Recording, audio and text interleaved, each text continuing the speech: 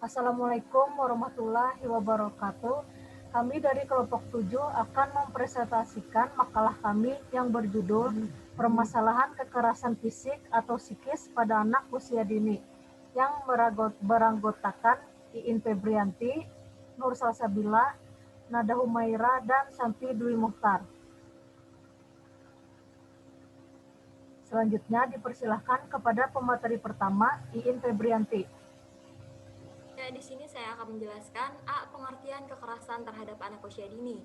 Jadi, menurut Undang-Undang Nomor 35 Tahun 2014, Pasal 1 Ayat 15 menyebutkan bahwa kekerasan merupakan setiap tindakan terhadap anak yang dapat mengakibatkan kesengsaraan atau penderitaan fisik, psikis, seksual, ataupun penelantaran, termasuk ancaman untuk melakukan perbuatan pemaksaan atau penumpasan kemerdekaan yang melawan hukum.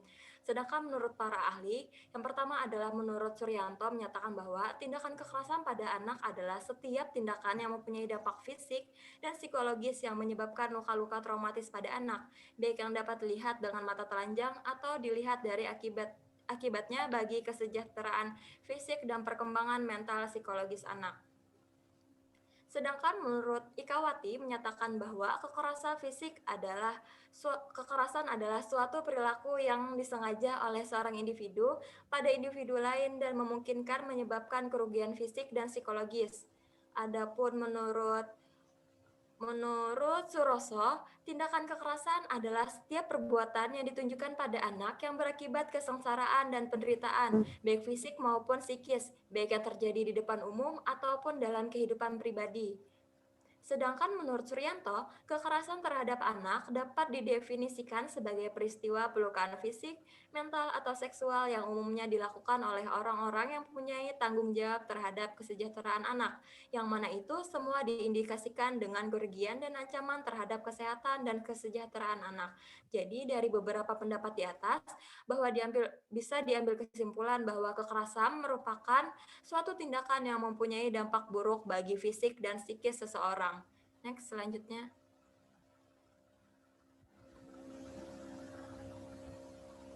Yang pertama adalah pengertian kekerasan fisik terhadap anak usia dini. Kekerasan fisik adalah kekerasan berupa penyiksaan, pemukulan, dan penganiayaan terhadap anak dengan atau tanpa menggunakan benda-benda tertentu yang menimbulkan luka-luka fisik dan kematian pada anak. Bentuk luka dapat berupa lecet atau memar akibat bersentuhan atau kekerasan benda tumpul seperti cubitan, ikat pinggang, rotan, kayu, dan lain-lain. Selain itu juga, kekerasan fisik dapat didefinisikan sebagai kekerasan yang diarahkan secara fisik kepada anak, sehingga anak merasa tidak nyaman dengan tindakan tersebut. Selain itu juga, kekerasan fisik adalah apabila anak-anak disiksa secara fisik dan terdapat cedera yang terlihat pada badan anak sehingga adanya kekerasan itu. Kekerasan ini dilakukan dengan sengaja terhadap badan anak. Jadi berdasarkan beberapa pengertian yang sudah saya sebutkan, kekerasan fisik adalah segala bentuk kekerasan yang diarahkan kepada fisik anak sehingga menyebabkan cedera ataupun luka pada fisik. Nah, selanjutnya saya akan menjelaskan apa pengertian kekerasan psikis terhadap anak usia dini. Menurut Suroso menyatakan bahwa kekerasan psikis merupakan tindakan yang dapat menyebabkan gangguan psikis terhadap anak, yaitu berupa ketakutan, hilangnya kepercayaan diri anak, keahlian buat bertindak, rasa tidak memiliki kekuatan atau lemah, dan menderita psikis berat. Sedangkan menurut Lawson, kekerasan anak secara psikis adalah suatu perbuatan berupa bentakan, pengucapan kata-kata kasar dan kotor, mempertontonkan buku, gambar, dan film berisi tentang pornografi terhadap anak. Kekerasan psikis adalah situasi perasaan tidak aman dan ketidaknyamanan yang dialami oleh anak. Kekerasan psikis dapat berupa menurunkan harga diri serta martabat korban, penggunaan kata-kata kasar, penyalahgunaan kepercayaan, mempermalukan orang di depan orang lain atau di depan umum, melontarkan ancaman dengan kata-kata dan sebagainya. Jadi dari beberapa pengertian yang sudah saya sebutkan dapat disimpulkan bahwa kekerasan psikis adalah segala perbuatan yang dapat menyebabkan gangguan berupa ketidakamanan dan ketidaknyamanan yang dialami oleh anak sehingga keadaan psikisnya terganggu. Terima kasih. Yang akan dilanjutkan oleh pemateri kedua, dipersilahkan Nur Salsabila. Ya, selanjutnya yaitu yang bagian B, klasifikasi atau bentuk-bentuk kekerasan pada anak usia dini. Nah, yang pertama yaitu klasifikasi bentuk kekerasan fisik. Bentuk luka dapat berupa lecet atau memar akibat kekerasan fisik adalah kekerasan berupa penganiayaan terhadap anak dengan atau tanpa menggunakan benda-benda tertentu yang menimbulkan luka-luka fisik atau kematian pada anak. Nah, bentuk luka tadi bisa berupa seperti lecet atau memar akibat persentuhan atau kekerasan benda tumpul seperti cubitan, ikat pinggang, rotan, kayu, dan lain-lain. Lokasi luka biasanya ditemukan pada daerah paha, lengan, mulut, pipi, dada, perut, punggung, atau daerah bokong. Menurut UNICEF, ada beragam jenis kekerasan fisik yang terjadi pada anak.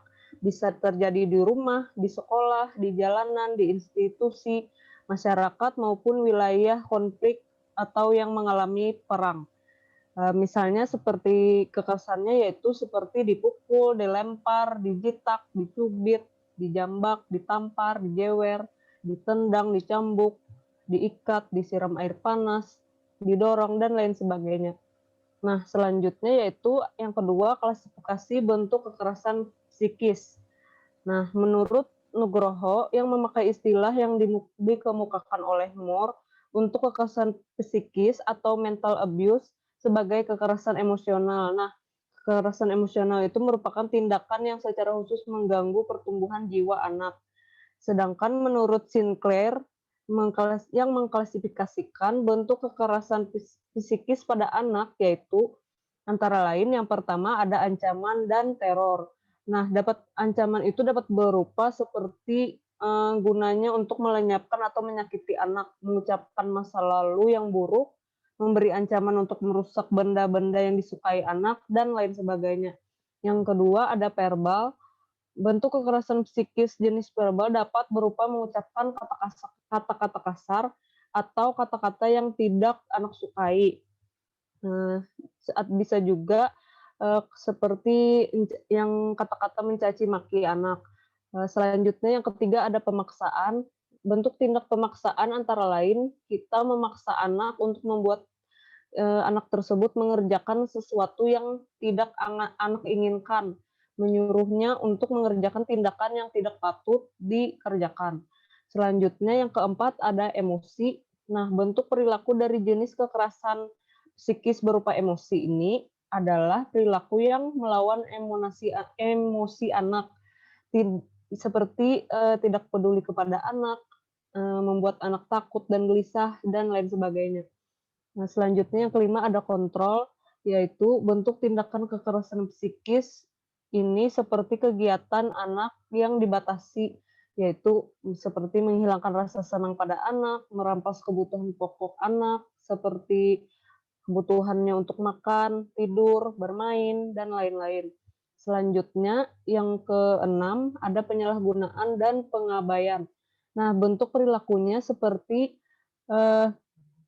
kita itu menyalahgunakan kepercayaan, tidak mau berbagi informasi, merasa selalu benar, tidak mendengarkan anak, tidak menghormati anak, atau tidak menanggapi anak, dan lain sebagainya. Selanjutnya, masih pada yang slide yang ini, sedangkan menurut Azevedo dan Pipien, mereka itu mengklasifikasikan bentuk kekerasan psikis pada anak, yaitu yang pertama ada tidak peduli. Nah, jadi contoh tidak pedulinya seperti melalaikan kebutuhan anak, tidak mengurus anak, tidak melindungi anak, dan kurangnya interaksi kepada anak. Yang kedua ada penghinaan. Contohnya seperti kita itu mengejek anak, menyapa anak dengan nama-nama yang tidak pantas, memandang rendah identitas anak, dan lain sebagainya. Yang ketiga ada mengisolasi. Nah, perilaku mengisolasi dapat berupa memisahkan anak dari teman-temannya, seperti menghalangi bersosialisasi dengan orang lain, menyekap anak sendiri, dan lain-lain. Selanjutnya, yang keempat ada penolakan. Contoh perilakunya yaitu kita mengabaikan kehadiran anak, tidak menghormati pendapat anak dan kinerja anak, dan juga membeda-bedakan anak. Selanjutnya yang kelima, teror. Nah, bentuk tindakan dari jenis kekerasan psikis ini yaitu segala bentuk yang dapat menimbulkan keadaan yang menakutkan bagi anak, menyebabkan anak itu merasa gelisah, takut, dan lain-lain. Nah, jadi berdasarkan klasifikasi menurut beberapa ahli tadi, kekerasan psikis dapat diambil kesimpulan bahwa bentuknya itu bermacam-macam, antara lain seperti tindakan ancaman dan teror, verbal, pemaksaan, emosi, kontrol, penyalahgunaan dan pengabaian, tidak peduli, penghinaan, mengisolasi, dan juga penolakan. Nah, selanjutnya yaitu yang bagian C, ruang lingkup dan pelaku tindak kekerasan fisik atau psikis pada anak usia dini. Nah, menurut hasil konsultasi anak tentang kekerasan terhadap anak di 18 provinsi dan nasional, ruang lingkup atau lokasi terjadinya kekerasan meliputi yang pertama yaitu rumah dan sekitarnya. Yang kedua, sekolah dan taman bermain. Yang ketiga, kantor polisi, rumah tahanan, dan penjara. Yang keempat, ada jalanan, halte bis, terminal bis, dan kendaraan umum. Yang kelima, ada tempat pariwisata, tepi pantai, dan daerah sepi. Yang keenam, yaitu ada wilayah konflik atau perang.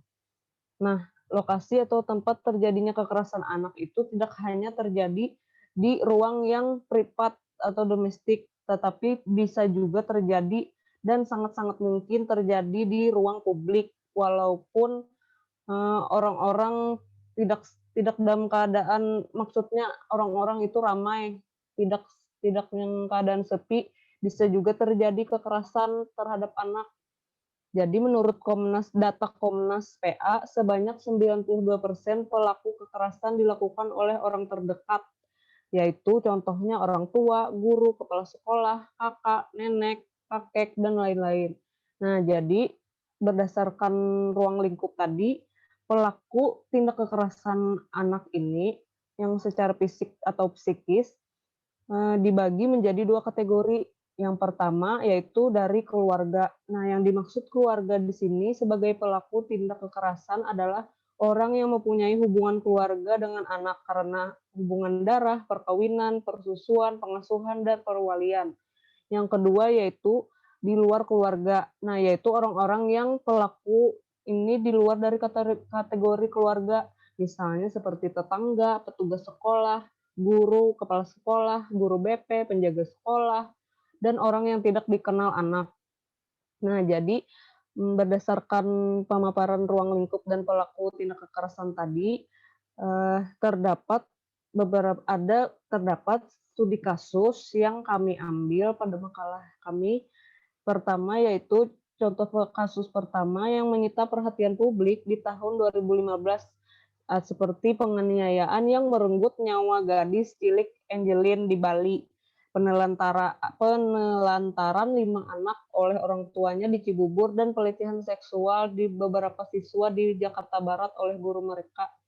Nah, tindak kekerasan itu umumnya terjadi di lingkungan rumah dan sekolah, padahal 2 daerah itu merupakan pusat kegiatan dan hidup anak sebelum ia mampu melangkah kaki ke dunia luas.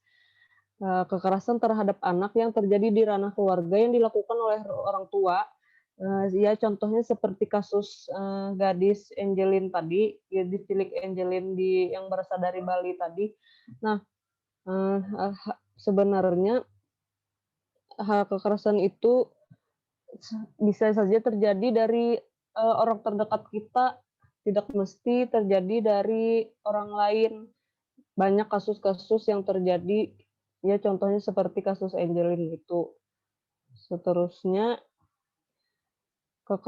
ada kasus lagi selain itu, yaitu di sini berdasar hasil studi kasus dari Trisela Margareta tahun 2020 pada anak umur 6 sampai 7 tahun di Kertapati. Nah, di sini ada pelaku tindak kekerasan, yaitu ibunya sendiri yang diberi inisial Y dan anaknya yang diberi inisial R.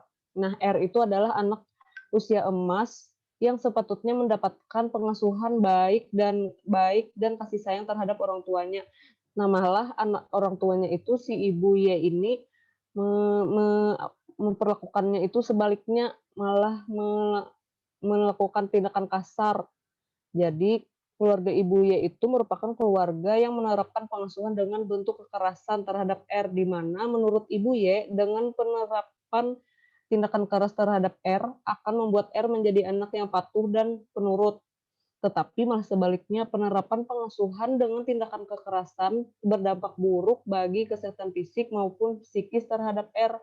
Ini terlihat dari kondisi R yang setiap melakukan apapun selalu berujung tangisan, dibentak di depan umum, dicaci maki, bahkan dipukul. Nah, beberapa bentuk kekerasan yang dialami oleh R yaitu misalnya seperti dipukul ibunya, didorong, dicubit, dijewer, ditampar, dan dijambak. Selain itu, R juga mengalami bentuk kekerasan psikis seperti yang sering dilakukan oleh Ibu Y dengan ocehan atau dimarahi dan dibentak di depan umum yang mengakibatkan R merasa malu dan terpojok. Nah, seharusnya dilihat dari kasus-kasus yang saya sebutkan tadi, kita itu alangkah baiknya apalagi apabila kita sudah jadi orang tua, kita itu sebagai orang tua merupakan pendidik yang paling dasar dan utama yang perlu mengetahui apa dan bagaimana kondisi seorang anak. Setiap anak memiliki keunikan dan kelebihan tersendiri. Orang tua tentunya harus memberikan pendidikan dan pengasuhan yang baik dan memastikan pertumbuhan dan perkembangan anaknya itu sesuai dengan kayak bagaimana seharusnya, jangan diperlakukan sebaliknya. Ya, sudah selesai. Sekian dari saya. Selanjutnya akan dilanjutkan oleh pemateri ketiga. Dipersilahkan Nada Humaira. Nah, selanjutnya saya akan menjelaskan tentang faktor penyebab terjadinya kekerasan. Yang pertama, ada menurut Hidayah menyebutkan faktor yang menjadi penyebab terjadinya kekerasan meliputi menyaksikan kekerasan orang tua saat masih usia kanak-kanak. Yang kedua, ada sikap agresif terhadap anggota keluarga yang lain dan berperilaku agresif terhadap anak. Ketiga, ada lingkungan yang mendukung untuk melakukan tindakan kekerasan berulang-ulang. Selanjutnya, ada menurut Rusmil menyebutkan bahwa kekerasan terhadap anak dapat disebabkan oleh 3 faktor. Yang pertama ada faktor keluarga. Nah, seperti rendahnya ekonomi keluarga, rendahnya pendidikan keluarga, rendahnya keluarga yang tidak harmonis, pola asuh yang salah, dan belum mencapai kematangan fisik. Yang kedua, ada faktor lingkungan sosial, seperti kesengsaraan dalam lingkungan masyarakat dan desakan nilai materialistis, kondisi ekonomi yang rendah, dan nilai masyarakat yang terlalu individualitis. Dan yang terakhir ada faktor anak itu sendiri, seperti perkembangan anak yang terganggu, menderita penyakit yang parah, dan memiliki perilaku yang menyimpang. Ya, selanjutnya ada menurut Haryati dan Siregar juga menyebutkan bahwa faktor yang menyebabkan terjadinya kekerasan terhadap anak terdapat 2, yaitu ada faktor internal dan faktor eksternal, yaitu meliputi faktor yang dari diri anak itu sendiri, faktor ekonomi yang serba kekurangan dan banyak anak, keluarga yang tidak harmonis atau broken home, dan lingkungan yang buruk, serta latar belakang orang tua yang menjadi korban kekerasan pada waktu kecil. Next.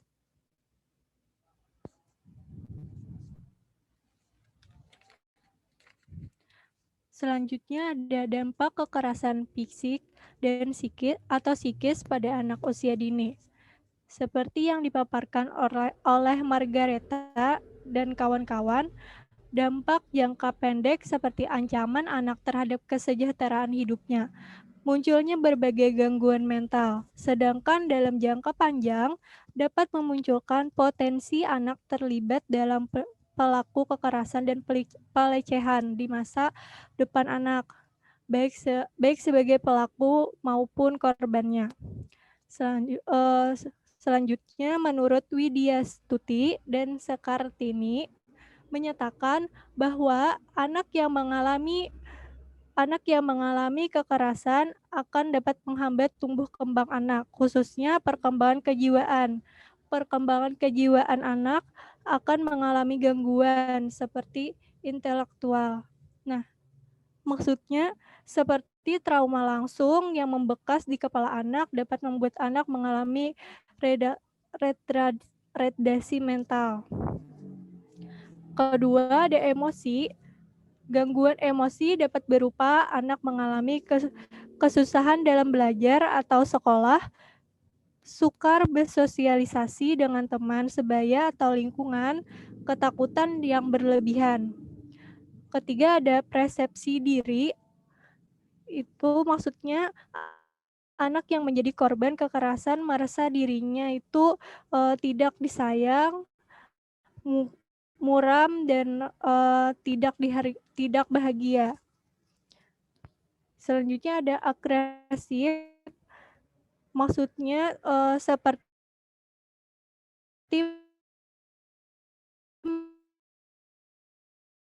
meniru tindakan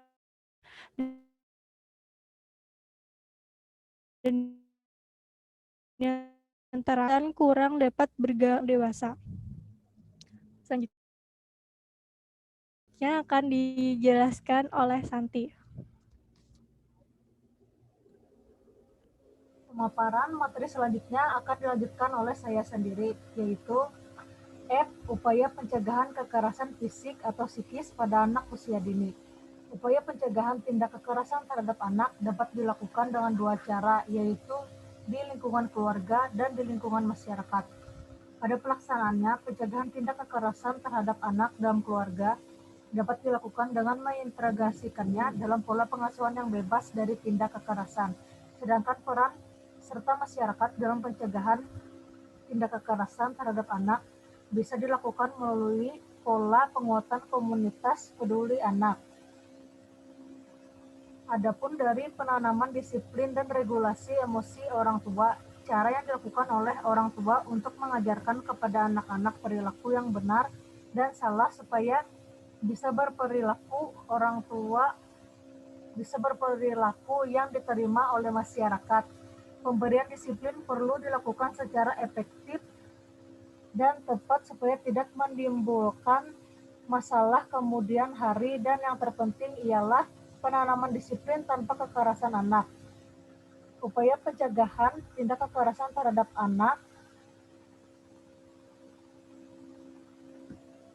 penanaman disiplin berdasarkan usia terbagi menjadi dua, yaitu pada masa bayi 0-3 tahun. Pada usia ini anak diajarkan tentang mana yang benar dan mana yang salah. Yang kedua, masa kanak-kanak awal 3-8 tahun. Pada usia ini, penanaman disiplin lebih ditujukan untuk menanamkan tanggung jawab dan rasa hormat terhadap orang lain. Disiplin yang positif akan mendorong anak untuk mencapai kemampuan mengontrol diri dan melakukan disiplin secara sukarela. Sedangkan disiplin yang negatif yang dilakukan dengan kekerasan akan berdampak negatif terhadap perilaku dan kepribadian anak. Dari definisi tersebut, maka fungsi pencegahan kekerasan terhadap anak antara lain: 1.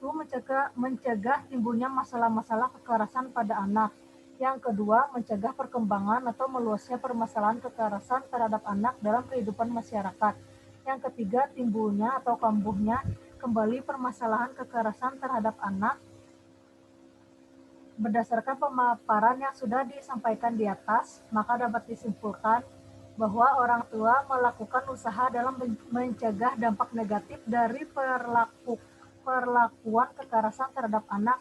Usaha tersebut yaitu memberikan pengetahuan agama kepada anak dan menyemangati anak supaya mau mendengarkan orang tua dengan memberi hadiah saat anak menurut dan menaati kesepakatan dan hukuman saat anak yang dapat digunakan oleh orang tua dalam mencegah dampak negatif tersebut. Orang tua harus mengetahui pengasuhan dan pemberian tersebut. Orang tua harus mengetahui, cari tahu apakah perlakuan yang diberikan terhadap anak sudah baik atau belum.